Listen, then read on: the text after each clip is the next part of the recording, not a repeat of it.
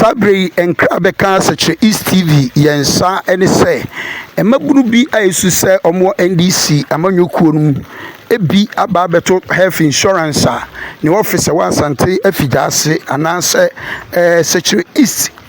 district head office one mo health insurance no omo e de padlock aba betutum di kojan aba bebom na botanti a omo de betoto office mu de up to now yenya ehu botan no enam se emabru na omo betoto office mu nipo betu mu no ha yenya bre ene obi antimi ani nkomo no omo nso anka bibi ankyere obi eno ane se obi a oye adwuma won mu bia empie na entete ade asoto fom a yatene se yesi mabru ni se NDC amanyokuo no e hyombo se ombebo mo adwuma ye nenso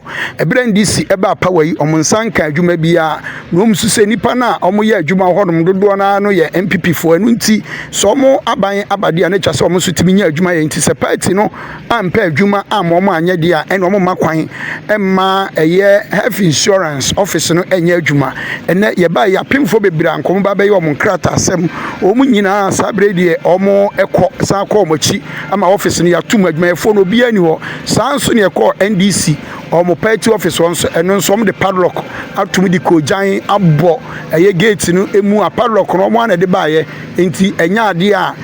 ubetimi abi omo ana de betutum ti NDC Afijasa Square constituency omo office nso eno so omo de padlock aba betuma